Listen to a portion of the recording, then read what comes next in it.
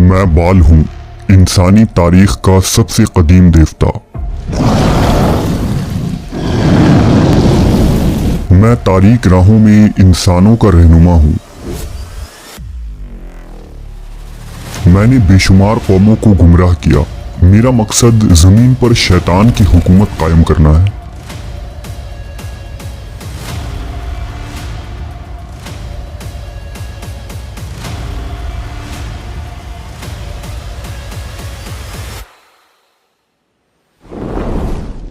इस ज़मीन पर जितनी पुरानी इंसानी तारीख़ है, शायद शैतान परस्ती भी तब से ही वजूद रखती है। इस ज़मीन पर शर और बुराई बड़े पैमाने पर मौजूद है और खुदा चाहे तो उसे एक कलमा कुन के ज़रिया ख़त्म कर सकता है।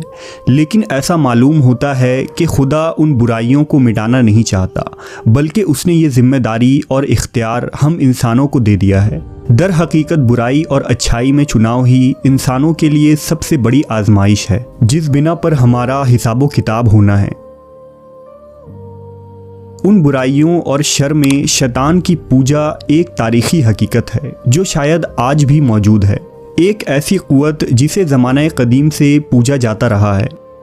उन्हीं शैतानी क़ुव्वतों में एक नाम बाल ज़बूब या बाल का है। बाल दरअसल अबरानी ज़बान का लफ्ज़ है जिसके माने आका, सरदार और मालिक के हैं। ज़माना कदीम में सेमेटिक यानी सामी अक़वाम इस लफ्ज़ को इला या खुदा के माने में इस्तेमाल किया करती थी और उन्होंने एक ख़ास देवता को बाल का नाम दिया था। तारीख़ की किताबों से पता चलता है कि बाबुल से लेकर मिस्र तक पूरे मशरिक़ वस्ता में बाल की पूजा होती थी।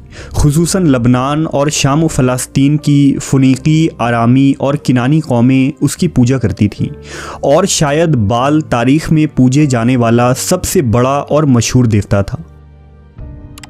इस बाल देवता का सबसे बड़ा मंदिर शाम के शहर उगारित में था, जो 2000 साल कबल मसीह में अशूरिया हुकूमत का हिस्सा था।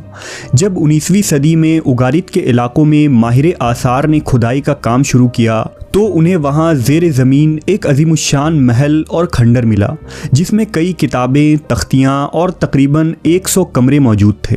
उस महल में पानी का इंतज़ाम, गुस्ल खाने और सोने के साजो सामान मौजूद थे। उन्हीं इमारतों में बाल देवता का एक बड़ा मंदिर था, जिसके अंदरूनी कमरे में बाल का बुत रखा था। इस मंदिर में रखे तख्तियों में बाल देवता की तारीख़ और ताकत व क़ुव्वत के बारे में उगारती ज़बान में मालूमात लिखे हुए थे, जिसके मुताबिक बाल तूफ़ान का देवता है जो ज़मीन का सरदार है। बाल नहायत ही ताकतवर और मुतकब्बिर देवता है जो दूसरे देवताओं और इंसानों पर हुकूमत करता है।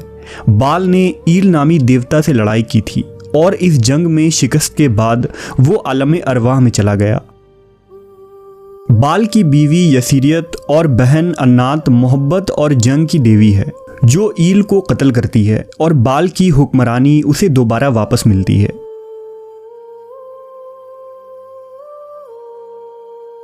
उन तख्तियों पर लिखे मंत्र और गीत किनानी लोग नए साल या फसल की कटाई जैसे मजहबी त्योहारों में पढ़ा करते थे।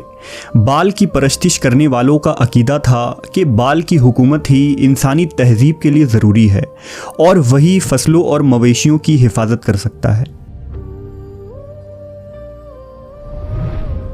लेकिन इसके बरअक्स अहद वस्ता के ईसाइयों का मानना था कि बाल देवता के नज़मों को पढ़ने से एक शख्स सच्चे खुदा और नबियों से नफ़रत करने लगता है और बाल की परस्तिश के नतीजे में ज़िनाकारी, जंग, फहाशी और शहवत परस्ती फैलती है। लिहाजा बाल परस्ती एक शैतानी और झूठा मजहब है।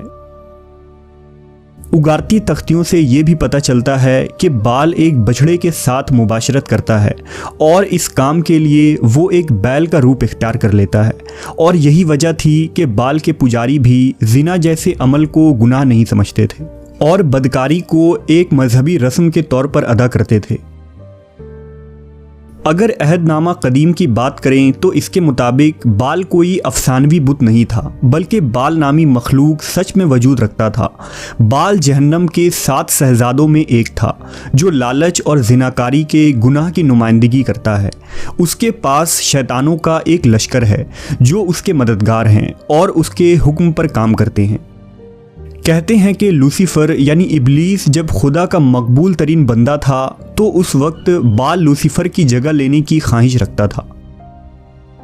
जब लूसीफर ने खुदा से बगावत की और उसे ज़मीन पर फेंका गया तो और भी कई जिन और शैतानों ने इब्लीस का साथ दिया, उनमें बाल भी शामिल था। लिहाजा बाल लूसीफर का साथी बन गया और उसने उसकी मदद की ताकि आदम की औलाद को बहकाए और उन्हें सच्चे खुदा की इबादत से दूर कर दे। लूसीफर के मिशन को आगे बढ़ाते हुए बाल ने कौम नूह को गुमराह किया था और उसके बाद उसने फुनीकी कौम को अपनी पूजा में लगा दिया। सेमेटिक कहानियों के मुताबिक बाल ने सबसे पहले खुद को एक बैल के तौर पर पेश किया था, जिसके बुत किनान के हर मंदिर में रखे थे। बाद के ज़माने में बाल मुख्तलिफ किस्म के राक्षस और अजीबोगरीब मखलूक की शक्ल में नमूदार होता रहा, जिसमें एक बकरा जिसकी एक बड़ी दुम थी, या दो हैकल मक्खी, बिल्ली और दूसरे अजीबोगरीब किस्म के इंसान नुमा जानवर शामिल हैं।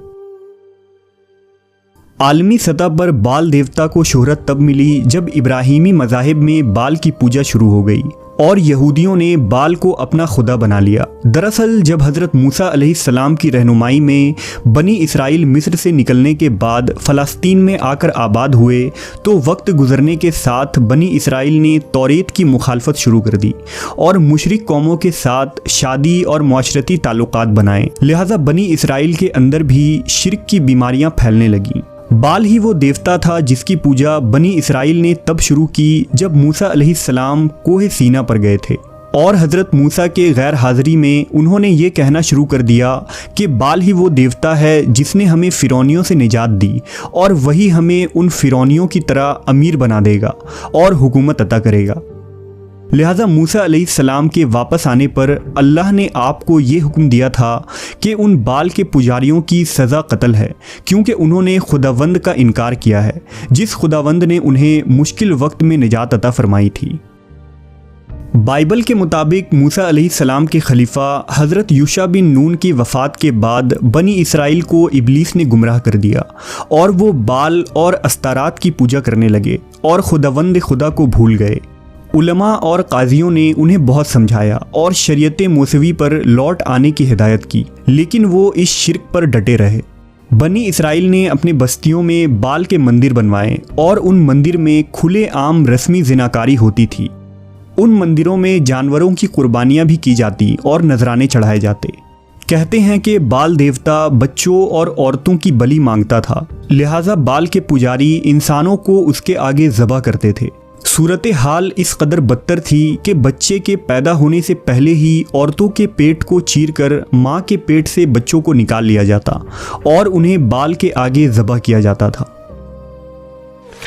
यही वजह है कि जब अल्लाह ने इब्राहीम अलैहिस्सलाम को हुक्म दिया था कि अपने औलाद इस्माइल को अल्लाह की राह में कुर्बान करें और इब्राहीम अलैहिस्सलाम हज़रत इस्माइल को कुर्बान करने लगे, तो अल्लाह ने हज़रत इस्माइल की जगह दुम्बे को भेजा और हज़रत इस्माइल को बख्श दिया, क्योंकि खुदावंद खुदा उस वक्त ये बता रहे थे कि उन्हें इंसानों की कुर्बानी नहीं चाहिए।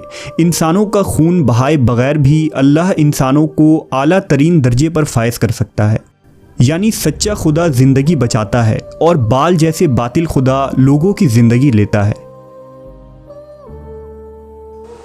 बनी इसराइल में बाल की पूजा बादशाह अखीअब और मलका इज़ाबेल के दौरे हुकूमत में अपने उरूज पर था।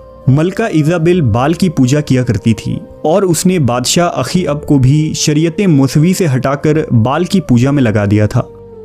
बनी इसराइल के उलमा और सच्चे खुदा के मानने वाले अब भी मौजूद थे, लेकिन उनकी तादाद काफ़ी कम रह गई थी। लिहाजा अल्लाह ने उनकी हिदायत के लिए हज़रत इलियास अलैहिस्सलाम को भेजा। हज़रत इलियास ने बादशाह अखीअब को सच्चे खुदा पर ईमान लाने की दावत दी और ये साबित करने के लिए कि मूसा का खुदा ही हकीकी खुदा है, हज़रत इलियास ने कोहे कामिल पर उन मुशरिकों से मुकाबला किया। बाल के पुजारियों ने जानवर को ज़बह की और हज़रत इलियास ने भी कुर्बानी पेश की।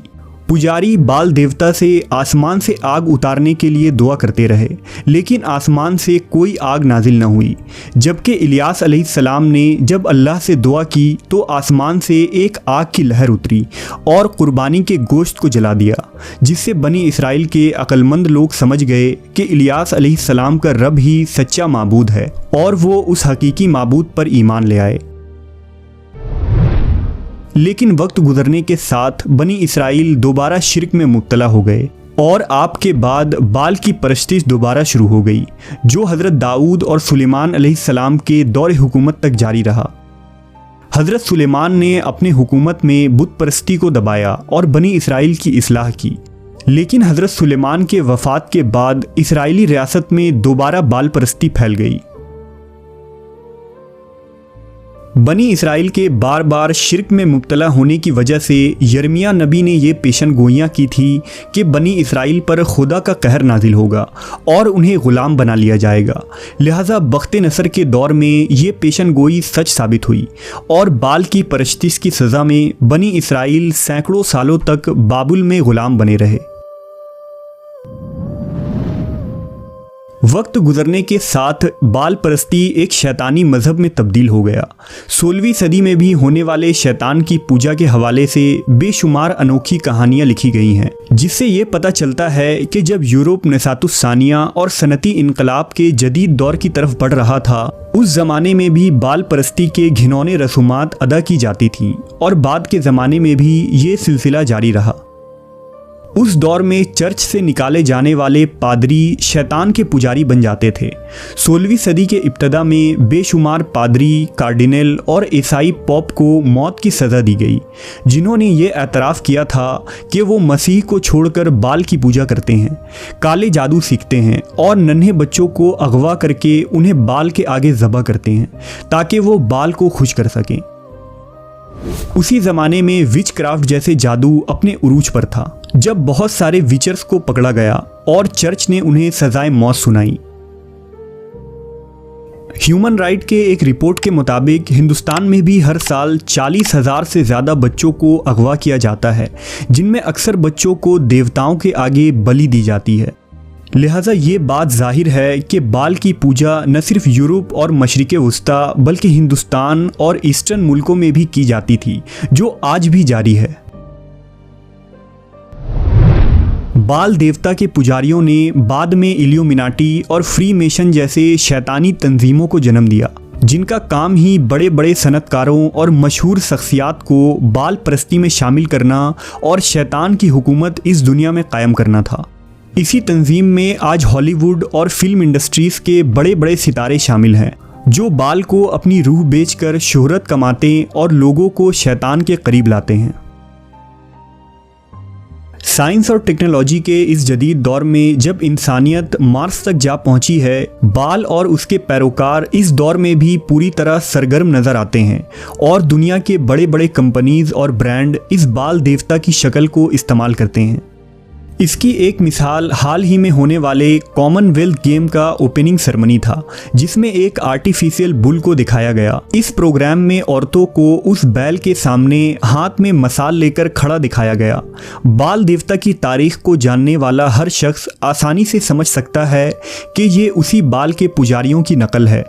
ये कोई इत्तेफाक नहीं, बल्कि ये रस्म बाल के उसी रवायत और तारीख को दोहरा रहा है, जिसे आज दुनिया के सामने खुले आम किया गया।